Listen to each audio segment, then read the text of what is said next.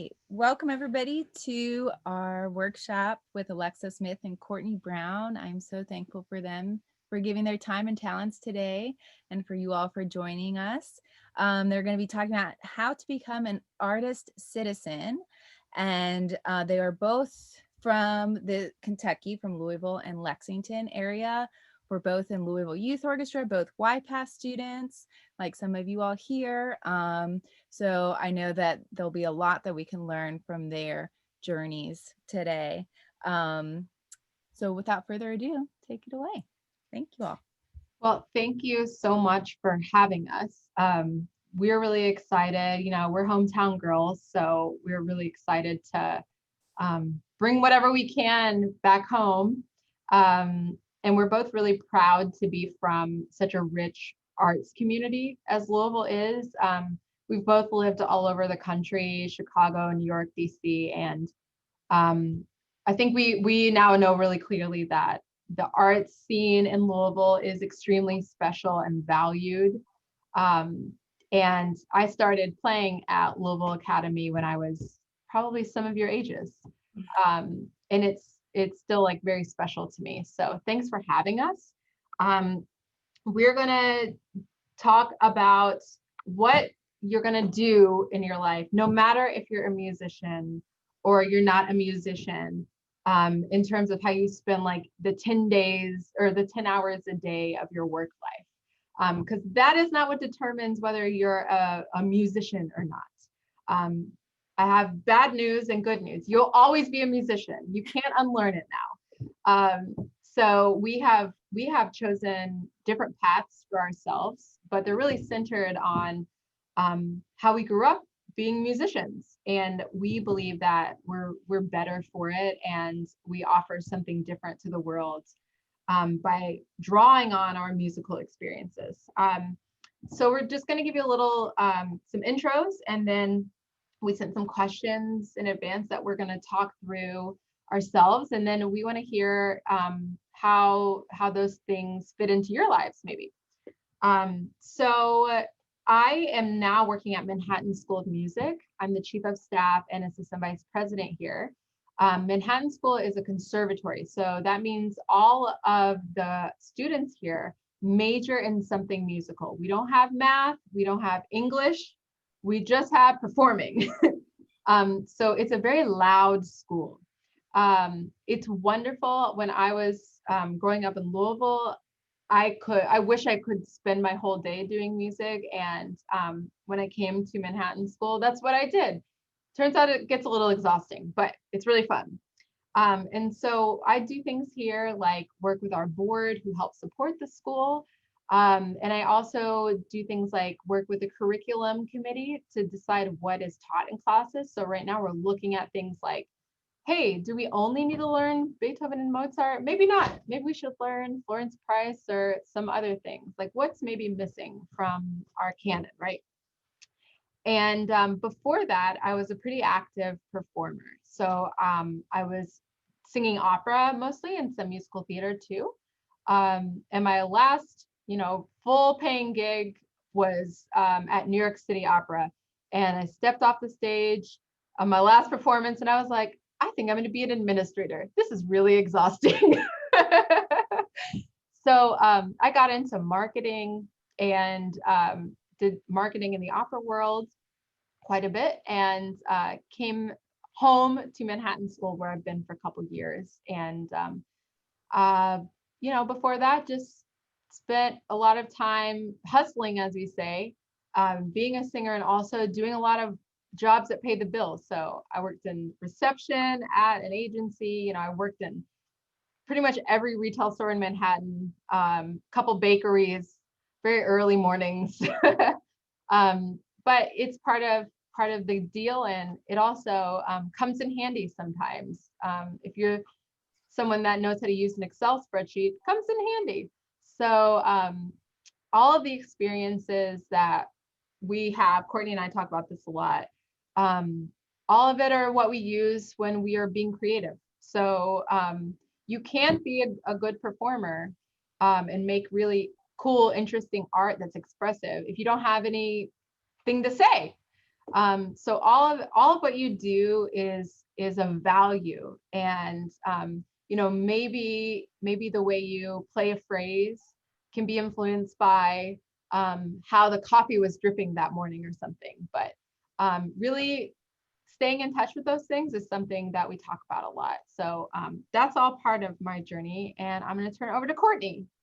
Well, thank you, Alexa, and thank you so much, Sarah, for having both of us. And I'm so excited to talk with every one of you today. As Alexa mentioned, and Sarah, I'm from Louisville, and Alexa and I met at YPass freshman year, very first class of the day in our vocal performance class. And so we have been friends ever since, and it's a great thing. So I am the chief of staff at a social impact agency called Values Partnerships. So what is a social impact agency? So for us, we do a number of things. We create creative engagement campaigns. So an example of that is working with Shark Tank, the TV show. I don't know if any of you have seen it, where inventors get to go on and pitch their ideas to celebrity judges. We do diverse casting calls for that TV show to make sure that everyone is represented on the show. We also create partnerships with organizations and companies and provide strategic advice on complex issues, a lot of times dealing with race and diversity. We've worked with, example of that is working with the Thomas Jefferson Foundation, who runs Thomas Jefferson's Home Museum, Monticello.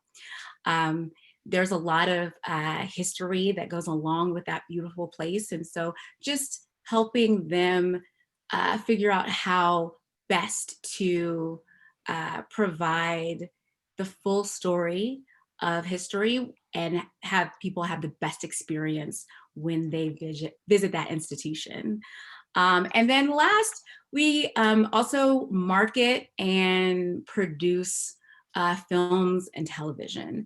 So we've worked on a number of campaigns, and a lot of times we get companies hire us to get their film or TV show into the right audiences. We work a lot with faith communities and African American communities to make sure that people are supporting that film. So some of the films that we've worked on, the film Fences with Denzel Washington and Viola Davis, and there was a Academy Award winning film, Beautiful Boy with Steve Carell, and we're currently working on a film that has yet to be released, which is the biopic of Aretha Franklin's early years called Respect, which hopefully will come out sometime next year. It's been pushed back a little bit because of the pandemic, because we would like people to see it in theaters if possible. But so that's a little bit about what my organization does. As chief of staff, I work with all of the clients, but I have specific ones that I have interest in and that I touch on a little bit more. And one special client is the Manhattan School of Music. So Alexa and I get to work and collaborate together a lot. And so that's fun. It's nice to work with your best friend, but it's also a great cause and a great institution. So. Mm-hmm. So how did I get here? I grew up in Lexington and went to SCAPA, which is the School for the Creative and Performing Arts. And I knew from the time that I was little, I wanted to sing. I wasn't sure how I wanted that to be. I think the first times of singing was always in a church. My dad was a minister, but I always recognized that my voice wasn't necessarily that gospel sound. And so my mom had classical records and I would listen to them. And I was like, I think that's what my voice sounds like. And so I think from then on, I just was like, I'm going to be an opera singer. And I took lessons and that was my thing. And I was very laser focused on doing just that. And that if you're a performer, you're a performer.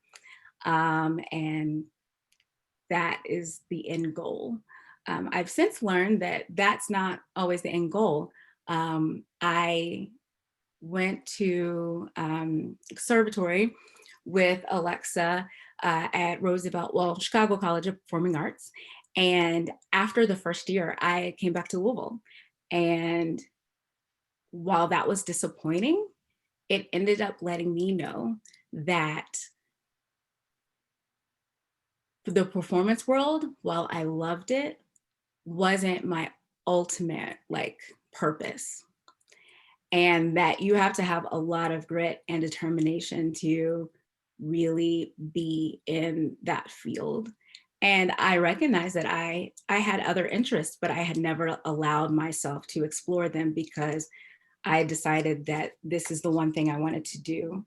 And so as I let myself explore, I found that there are ways to still be an artist, to still be a performer, to still be involved in something that you love so much without the actual aspect of that being your full-time job. So that's great for me. And that's kind of my journey. So we have some questions that we posed, and we wanted to, pose them to you.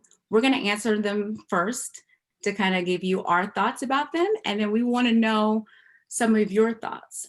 But before we do that, I do want to ask all of you a question, and you can put it in the chat, and we'll come back to it a little bit later, but I want you to be thinking about it.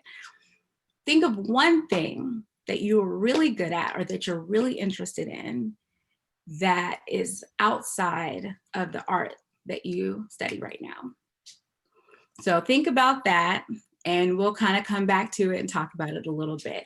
But going back to the questions, and let me get my little note with the questions.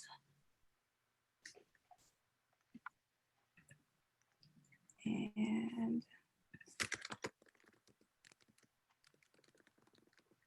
all right, so our first question, and Alexa, I will ask you, how can you use your art and music making beyond the concert hall? I think the thing for us, right, as musicians, is we sometimes think a little too narrowly. So the goal is always the recital, the performance, the opera, the whatever, the show. And really, if that's the goal, I promise you're going to get bored really quickly. You're going to be so bored. Because once that starts to be everything, it doesn't leave much room for other things. So to me, I think about all of the in-between times of the day that you can think about being a musician. Like I was talking earlier about like the coffee, and thinking like when I make my coffee in the morning, it always has like a beat to me, and it gets me going in a different way, and it always comes back later. Or I can tell you when we were doing Beethoven 9 at Manhattan School maybe 2 years ago, there is like this section that the tenor sings, and to me it just always sounds like hip hop. It's like it just always to me sounds like it has a hip hop beat, even though it's Beethoven. And I think when I go to, elementary schools or something, and people have no idea about classical music or opera, because like, why would they necessarily? I think about showing them that connection, like, oh, you like Lizzo? I got one better for you. It's called Beethoven. Let me hook you up. And allowing myself to think that Beethoven can be someplace else, I think helps us all connect. And that's really what the music making is for. It's for connection. It's the reason Courtney and I are our best friends. It's music. It's that connection. Like we can car jam to Vivaldi La Dame Te front and back. We can switch parts. Like that's our DNA. It's like who we are. And I think allowing yourself to not be so rigid in how things go. Like if you're learning, who's a violinist? Yes. Okay, so let's say you're learning Bach A minor concerto, right? So what would happen if you said you're gonna take that to a preschool and you're gonna like drop a beat with it? Oh, not allowed, right? Not allowed. This Bach that goes over here. We don't do that. Does a preschooler know? No. I have a 2.5-year-old. She cannot tell the difference between any of the music. Like she'll sing Queen of the Night to you the same way she sings like a Wiggles song or Moana. And that's a real eye opener for me because it just shows how any of this music can help connect you. So that's my weirdo answer to that one. So Courtney, how about you? That's Yours is very out. Oh, by the way, I want to say this because Courtney won't say it. Courtney works with Oprah. She works with Oprah. That's how big a deal she is. uh, yes, she can say that about me, but no, our organization is very privileged to get to work with a lot of special people. And yes. Anyway, Courtney, you use your music making background a lot in your work. So what does that look like? Yeah, so for us, I think when I first started at my job, I didn't think that I would have the possibility to weave in art. And I think probably after a month, I found out that that was not the case. And then there was going to be ways to incorporate my love for music all the time. So one of the ways that we've worked with arts, I think, yeah, I think it was about a month after I started at my job, we worked with A&E Networks to produce a benefit concert called Shining a Light with Pharrell Williams. And we invited a lot of people, and the concert was benefiting the survivors and families of the lives lost in the Charleston church shooting that happened several years ago. And that was such a fun experience. I got to work with artists such as Sting and Miguel, Bruce Springsteen. And so being able to have the knowledge of artists and voice, and being able to really be included in the conversation at the table, and having that knowledge to be able to, hey, let's get Rhiannon Giddens for this. You know, this is somebody that we need, that needs more exposure and is thoughtful to music. And so that's been very helpful. We've also worked, had the opportunity to work on Jesus Christ Superstar when they did the live version on NBC a few Easters ago. And that was a fun experience. And I was actually very surprised that we got to do that. My boss is not a fan of musicals. He cannot do it. But I think between myself and one of my other coworkers, we were like begging, we have to, like, I love musicals. And so knowing that score already, being able to sing it and having a good knowledge of the workings of that musical, being able to pitch press has really been exciting. We produce a lot of different events for our nonprofit clients. If it's a fundraising event or something, there's always a need for talent. And so we've actually had to book, string quartets and violinists and just to round out these events. And we work, we're based in Washington, D.C., but our clients are all over. So I'm not just touching the local artists in DC. I'm able to extend things these opportunities everywhere. And so that's great. I really enjoy how I'm able to weave these things in. And it actually, I think before coming to values partnerships, I didn't really, because I was so narrowly focused before, as Alexa mentioned, I had this idea of, if I didn't go in this certain track, that I just can't sing or perform at all. And I think my work has inspired me to start performing again. And that can happen in conjunction with all of this. And so it's plenty of opportunities to always be intertwined with your art and other work. Mm-hmm. Yeah. So let's continue with our next question. What is our responsibility as artists in the world? Very simple question, right, Courtney? Very You simple. go first. So many. No, I think our responsibility is to give back, to just make sure that we are sharing this love that we have for our art with others in any capacity possible. I think with the example of Jesus Christ Superstar, I didn't think I was going to get to work on that project because, the higher ups is, that's not their thing. But my love for musicals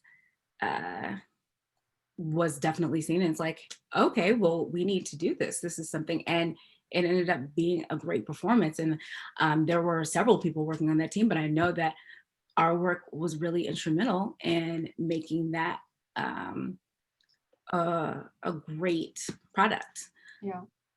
And so I like sharing my love, just talking about it, doing it. I'm that person that even though I don't actually perform, I will probably break out into song at any time. 100%. That's why I was laughing at you, Alexa, because I definitely know that we have jammed out to a Carmina Burana. Oh, yes. Or like it was a Beyonce song that just dropped. Like, yes. So right. that's I think that's the main responsibility, and to be true to yourself, and if to not shy away from your art, if that's indeed what you want to do. Mm-hmm. What about? I think for me, art's really important in helping people see things or sort of imagine things that they can't imagine otherwise.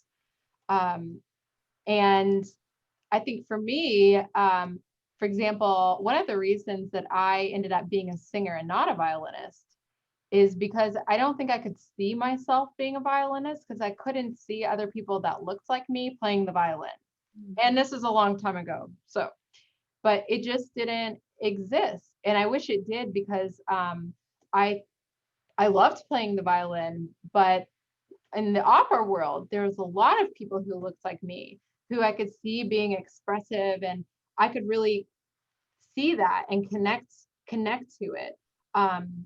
And that's what an artist who communicates well, that's the power of that. So I think in our day-to-day life now, I take that responsibility really seriously, that when I meet a young person, that they can be free to imagine and be creative, because who's going to tell you that your art's bad? Like, there's better ways to do things. Technique is very important. Listen to your teachers. That's everything. But once you have that, what are you going to do with it? Just play everything perfectly? That's not interesting. So I think making sure that you're responsible, you feel that responsibility to use the technique that you have to communicate and help people see something that they can't see without you playing it your way. And that's really scary, by the way. It's really terrifying to make those big leaps, right? But I think it's our responsibility as artists for sure. Yeah. Staying creative is so important. Yeah. As Alexa mentioned, it's like you don't want to stay static because that'll get boring. Yes. You listen to your teachers, you learn all the technique, but we've seen people do so many special things that are standard today because they thought outside the box and they trust their gut, and that's fine. Yep. Just stay to what is going to make you happy with your art. Mm-hmm. All right, let's check out this third question. And then we're going to get back to the other things. So if you haven't put in the chat yet, put in one thing that you love doing that's not musical. Yes, think about it. All right, so even if I don't become a full-time musician, what can I do to support the arts? So Alexa, I think you have a good answer for this one. So I think sometimes people feel lost because sometimes the narrative is you should donate money, right? And then you're like, I don't have money. So it's not just about donating or volunteering. I think that's important. But let's say, you play in a quartet, but you end up being a real estate person and you're really good at that and you love that. And I mean, the houses are beautiful in Louisville, so it must be fun to see all those houses. But then you're like, okay, well, what can I do? Well, I think you have to think about how what you do and what you're good at might be of value. So those things may not connect. Like, how does the Louisville Orchestra need a real estate person when they already have a concert hall? Well, guess what? They have guest artists. Maybe they need help finding an apartment for their guest artists. Maybe you know all the best places to stay. Maybe you are going to own an ice cream shop one day, which that sounds great, although it's pretty cold up here. Yeah. So maybe what you could do to support the arts is you go to Louisville Academy of Music and say, on Saturdays, I'd love to have a string quartet. I got $100. Does anyone want to come play my ice cream shop? You have so much more to offer than you might think on the surface. And I think the other thing to know, who wants to be a professional musician? Or maybe they are already. Does anyone want to do that for their whole life? That's all they can think of.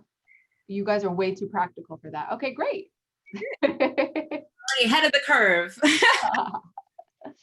But there's so many ways and for you to continue playing or studying in some way, and still find ways to support, because the arts really need the support. In other countries, the government pays for the arts to happen, so there's a bit of a safety net. In this country, we essentially depend on people with a lot of money to pay for musicians to make music. And that's not something we can fix, the 8 of us here. Can't change that. But what we can do is we can all do our part. Like, ask yourself, what's mine to do? How can I do just a little something? And I think even if it's just a little bit, sign up to volunteer, use what you know how to do in a way that's maybe even the orchestra hasn't thought about.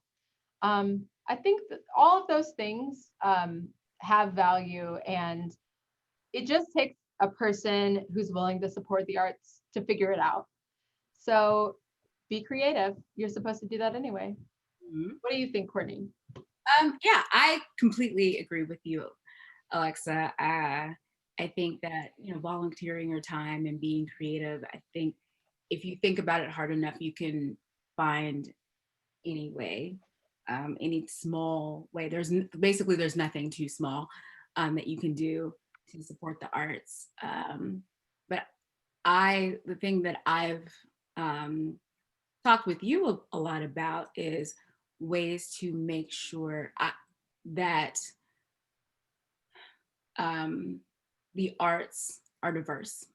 And that is like the way that I feel like I support the arts, making sure that, as you mentioned, that you didn't feel like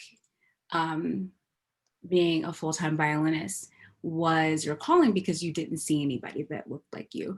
Well, I don't want you to have to make a decision for voice based on that.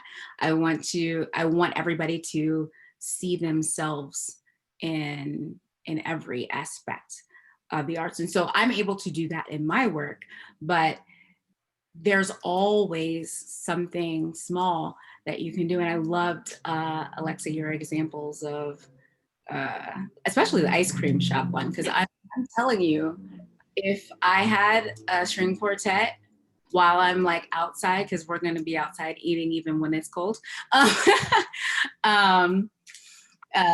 would be the perfect little like thing that would be good for business. At the top. And that's a win-win. You're supporting the arts and you're probably making a little bit more money for your business. So absolutely. Right. Tell your friends. All right. Well, it looks like a lot of you have put in the other things you love to do, which I love these. Being a mother. I hear you. It's fun and musical in its own way, right? When they're screaming, very musical. Yeah, go ahead, Courtney. Oh, I was just saying, I'm not a mother, but I am the godmother to little baby Fleur that is Alexa's. And so, yes, I love receiving little messages of her singing songs. And I can understand that you can use your art by sharing with your children.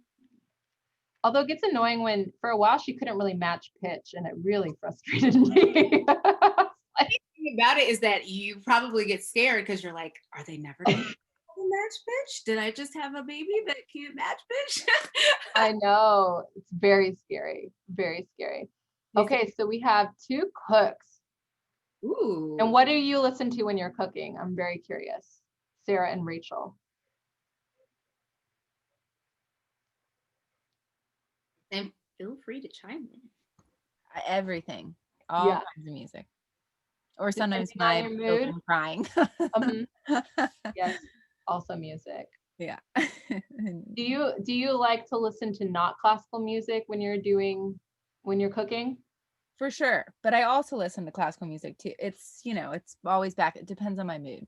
The meal that you're making too. Does does maybe a steak dinner feel different than a pasta night? Definitely Bruckner, versus Puccini. Yeah, you could I've thought about you could do like a musical pairing with a meal. Yeah. Next fundraiser. Actually, at City Opera, we used to do pasta and Puccini, which was really fun. There you go. Yeah, in the middle of restaurants in New York. It's fun. Rachel, what do you like to listen to while you're cooking? Well, it's funny because that's not what I was thinking when I put my answer. I was thinking about sort of like a foil to my musical world. And that's mostly because I cook, well, these days I cook 3 meals a day, but usually I'm thinking about dinner as kind of the end of my day. And it feels like a different form of creativity. I'm a composer as well as being a pianist. So it took me a long time to realize that I think that one of the things that's so fun about cooking, and often I have to admit, I'm listening to like the public radio, the news, but that cooking is a really quick, opportunity for creativity. And I think that it's like doing an improvisation. So often I look and see what's in the fridge, or if I have no ideas, I just look at what's in the fridge, what's on the shelf, and I try to like throw things together. And it feels to me, it really is like making a momentary composition. And much like with that, I have varying degrees of success. Some days it's like magical and it really comes together and it's amazing. Yeah. And other times it just does the job. But I think it's a really healthy foil for my creative process. So it doesn't necessarily connect overtly to music. And sometimes I cook with nothing on. So I'm basically giving my head, my musical brain, a little bit of space to both just sort of air out, and then also maybe I'm still working on an idea, because I write music kind of in my head a lot. So it's different. Yeah, but way you to look can't at do it. that all the time. You know, it's something we tell our students all the time. It's like we have to limit their practicing sometimes, because you don't do good work after a certain point. One thing I Yes, loved when I transitioned to singing is that we physically can't practice that long. So I didn't have the same, practicing log. Turns out you have to learn like 5 languages, but nobody tells you that in the front end. But yeah, I hear you with the cooking. It's like sometimes it's tonal and everything's like right in order, and sometimes it's atonal, but it gets the job done, Yep. I like that. So Lila and Natalie, what do you like baking? And also, do you watch Great British Bake Off? I want to start watching it again. I've seen like some of the first season. Yeah, but I like baking. Well, it's like kind of precise, and there's like a ton of different recipes. I feel like I'm not very good, but I'm working on it. It's like playing Mozart. You'll never feel like you're that good. Right. And what about sewing, Lila? What do you make? I'm working on a shirt right now. Yeah, I just like to mess around a little. Yeah. Budding costume designer, I think. Yeah. It's fun to look at different designs and see all the possibilities. I like that. Right. What else do we have here? Okay. So Kaylin is interested in learning psychology. Tell us more, Kaylin. That's exciting. So I'm just generally like really into psychology, because I'm a junior this year, and I have to do like a research project for a class, and that research project is centered around like music and how like it affects you when you're studying. So that kind of gets more into psychology. I'm also pretty into music therapy, because I think that it seems like it's like a nice compromise between psychology and still being able to play music on a daily basis, and also just helping people overall. Wow, that's great. Where do you go to school? I go to manual, and I also take Y-Pass Orchestra. Oh, great. And are you in MST? Yeah, MSc. I gathered. That's great. Wow, great. In music therapy, doesn't U of L have a good program for that? Yeah, they have a pretty good program for that too. Yeah. We get a lot of questions about that at our school. Like, what about a music therapy degree? And we're like, music therapy is so much harder than being a concert pianist. It's like, you can't just pivot to that in this environment. It's a real, it's real science, which what we do here is not. That's great. And I think psychology pairs so well with music, as you can already tell. What's your instrument? Violin. All right. I also play piano for a little bit. Oh, great. We should still apply at MSM anyway, because we'd love to have you. They love Kentucky here. All right. And then, working with technology. Tell us about that. So I usually like working on complex things. So I like learning how different machines work, and how they function.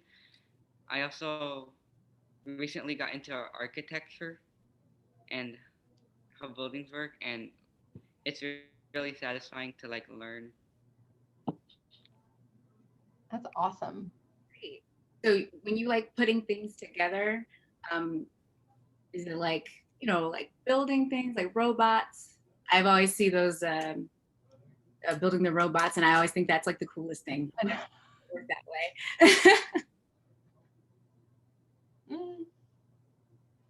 Mm. And what's your instrument?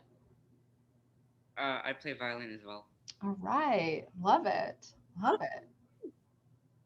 I tried violin in 4th grade for a year, and then I stopped. Shouldn't have stopped. Singing is Also, a easy. cool intersection between music and architecture would be sound sculpture. I don't know if you've seen a lot of that, but that might be something to Oh, I don't know anything about sound sculpture. just like, like public art where there's either sound like electronically or sometimes something is like made with the wind. Yeah. Yeah, I'm hoping one day to get a sound sculpture out on our lawn. That would be very cool. Nice. Oh, we have Maybe a new friend. Our architect to build it. So we would love to answer any questions you all have about anything. I mean, really what we've discussed here about being an artist citizen or anything else about performing life or, working within performing arts, any of that. We're happy to answer any questions you got. You can just unmute.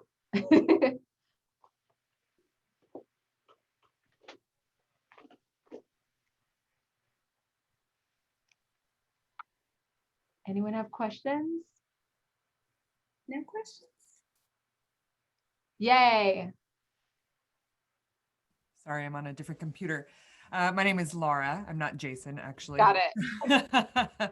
And I'm the voice teacher here. Oh, I'm an fabulous. opera singer. So Yay. everything that both of you spoke to is quite familiar. And I think I really appreciate you guys coming and being, just so honest with your experiences. And it's been really, really great to listen to both of you speak.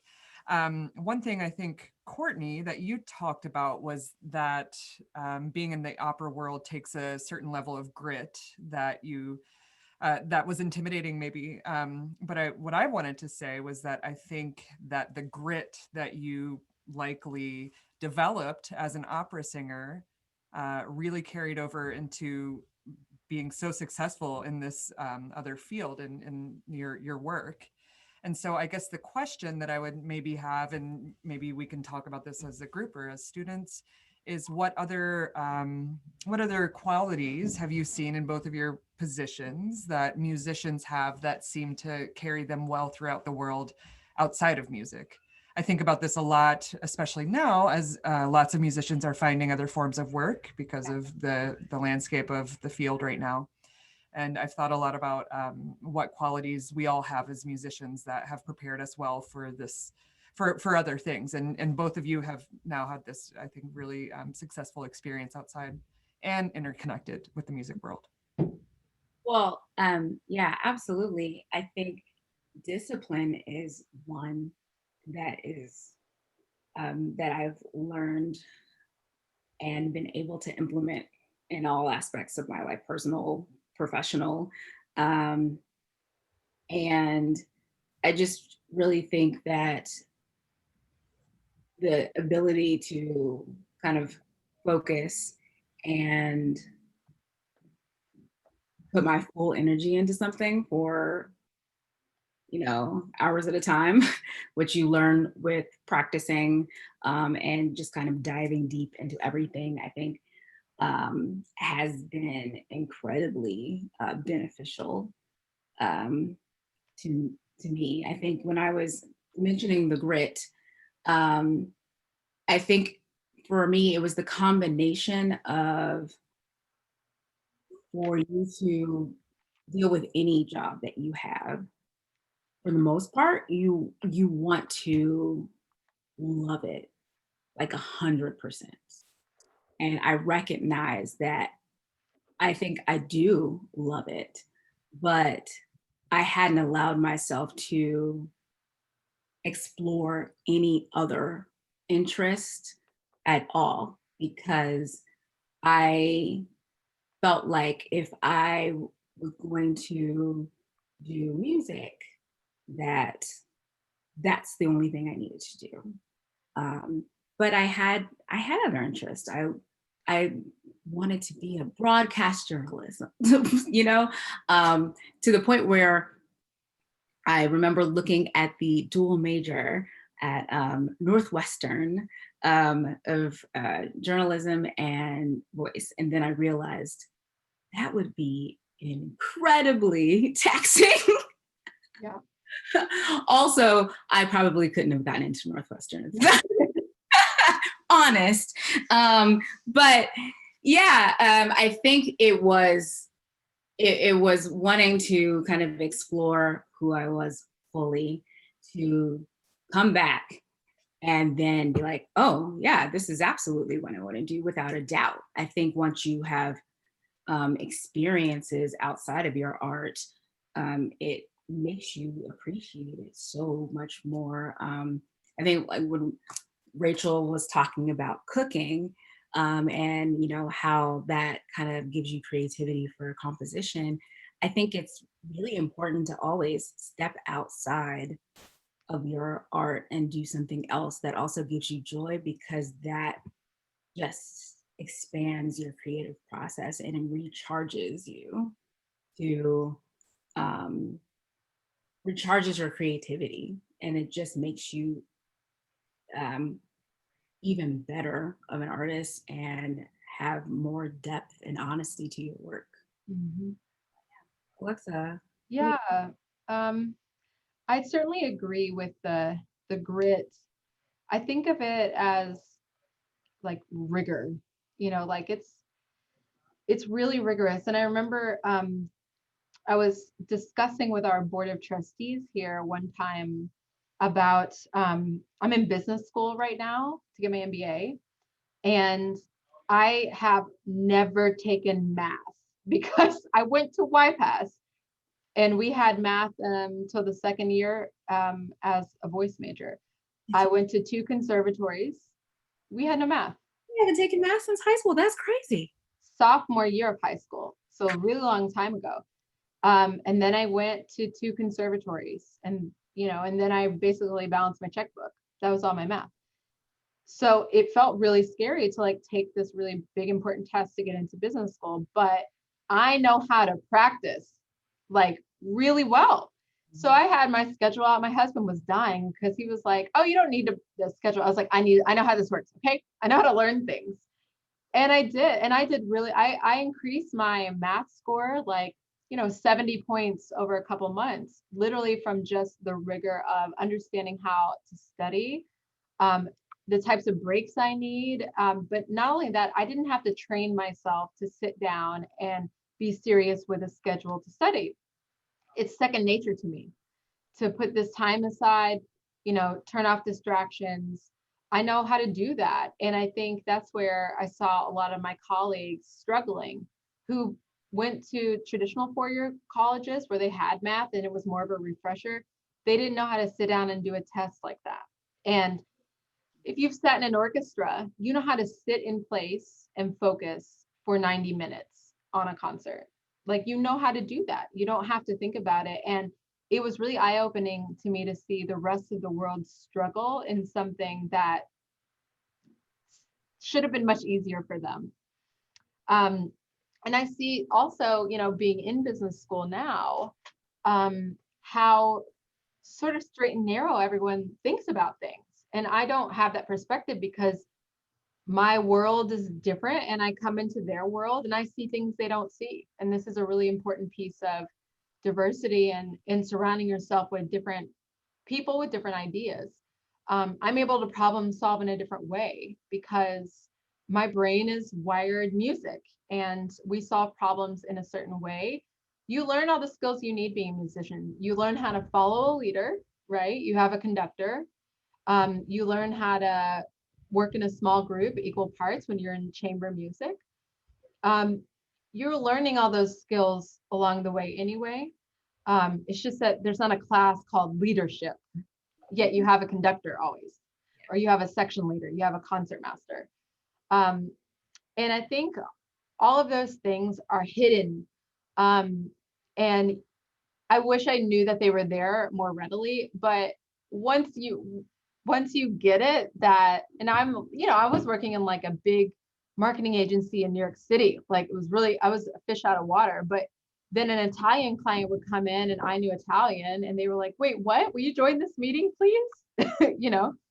So there's a lot of sneaky things you're getting from being a musician that will serve you no matter what. Your bills will always be paid, I promise you. Absolutely. Yeah. One thing too, I think I've learned to bounce back from rejection. I think. Oh, that's a good one. Yeah. And it's really important. Rejection comes in all forms throughout your life. And it's how you respond and move forward from it is the difference in how your life goes. And going back to, YPass and like having auditioning for shows or for solos and choir and not getting them, and you're like, oh, you think that you have it in the back. You're like, I've practiced, I've set aside my time, it's perfect, and then you still don't get it, and you have to make a decision there. What are you going to do with that? Are you going to bottle it up? Are you going to work harder and just try to perfect your craft? Are you going to get sad? Are you going to stop performing altogether because you can't handle the disappointment? Mm-hmm. And I think we all kind of go through periods of all of those reactions. But as time goes on, it gets, I hate to say it gets a little easier, but it kind of does. Because you know that the rejection is not about your worth or about your art fully.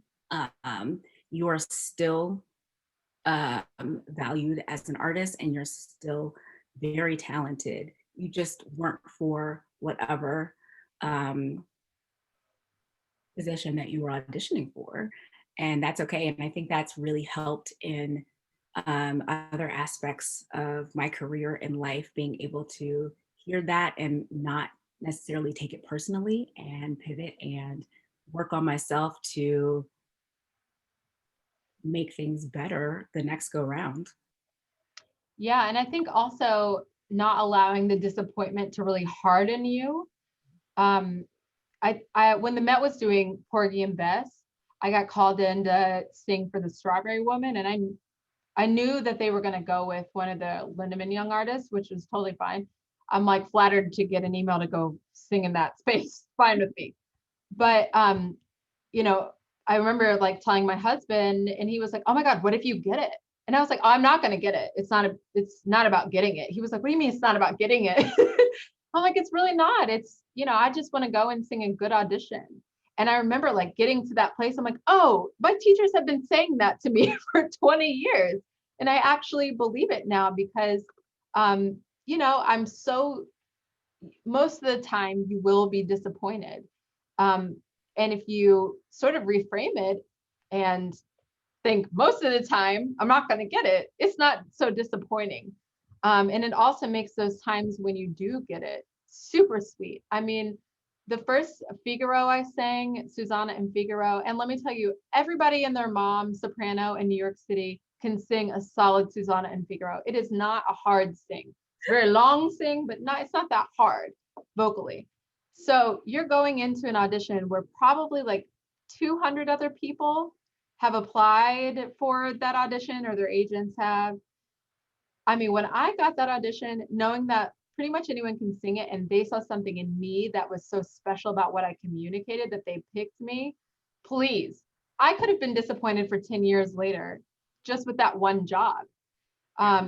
Because it wasn't even about using the money to pay a bill or whatever. It's really about the what I could bring. And that's such a nice payoff after all that work. You want to put the economics in a spreadsheet. It's not a great balance sheet. But that's not why that's not why we do it, right? So but yeah, that disappointment is not it's not an armor. It's soft. it's really, and like Courtney said, like taking that and growing from it, those are hard things to do. And there were still times when I would cry after an audition. Like, it happens. Or cry when, you know, your manager says like, oh, they're not into you or whatever. It still hurts sometimes. But it's not most of the time. And I think it's a great, resiliency is such a good life skill. We have 3 minutes. So are there other questions you have? I so wish I could just be there in person and we could like have punch and give hugs, but you know, Soon. soon. Yeah. Yeah. Any other questions for us? All right. If there's no questions, I want to know what everyone is working on right now, like what piece that they're loving to play right now, just out of my personal interest, or writing. So Natalie and Lila, what are you working on right now? In violin, I'm working on Barrio Concerto number 9. Wow. And Okay. and in voice, I'm working on If Music Be the Food of Love. Oh, play on. Natalie. Okay, in piano, I'm working on these 2 Scarlatti pieces, and I'm also working on a Mozart Yeah, we're doing a chamber music thing a together. Mozart. Yeah. And then in violin, I'm working on a Viotti concerto and a Bach concerto, I think. Awesome. I'm currently working on Hinastera's Argentinian dances. What's your instrument? Piano. Oh, awesome. Are you loving them? Yeah, it's pretty modern and like bitonal. Very cool. All right. Kaylin, what are you working on? I'm working on the Bach Chaconne and Mendelssohn Violin Concerto in E minor, the 3rd movement. What? Really? Yeah. Hey, better go slow first. That's good stuff. That's good stuff. All right. And yeah, go ahead. I have a quick question if you just Yeah. have 1 second or Yeah. just a minute, really. Go ahead. I know you all were talking about working together through Manhattan and doing diversity work through the Values Partnership. I'm just wondering what that looks like in the conservatory setting. It looks very complicated. But you know, that maybe we could talk later, you know, what Manhattan is doing on a conservatory level and maybe what Yeah. like ours. Well, to boil it down, I guess I would say, Courtney, we are intentionally curating discussions. Habitual, consistent, frequent discussions. Sometimes it's on repertoire, sometimes it's on broader cultural issues. Having a consistent conversation Yeah. about issues that face us in the world and how that relates to our art. Mm-hmm. And that's with faculty and staff or also students? It's faculty, staff, students, and alumni. Yeah. Yeah. So we curate monthly conversations right now that we're actually working on this moment for next week. So yeah, that's how we are working towards that, and you know, just providing strategic advice as things come up through the school year. Yeah, we're happy to talk anytime, Sarah. Yeah, well, we're going through strategic planning in the spring. So All right. Yeah. On a different level, you know, we're doing more DIY but it would be great to. Yeah, of course. Going. Yeah. And definitely let us know when you're back in Louisville. We will for sure. We'll both be home a little bit for Christmas, but we try and get there a fair amount. So cool. So much, everyone. Yeah. Sarah, feel free to pass along our contact details to Okay. everyone if they have follow-up questions. We're here for you. And if you're ever in DC or New York City, come see us. We would. Please. Perfect. Awesome. Thank you all so much. You bet. It's nice to meet Enjoyed it. everyone. I really, really appreciate it. Yeah. Mhm. Bye. Have a great afternoon, evening, everybody. Bye. Bye.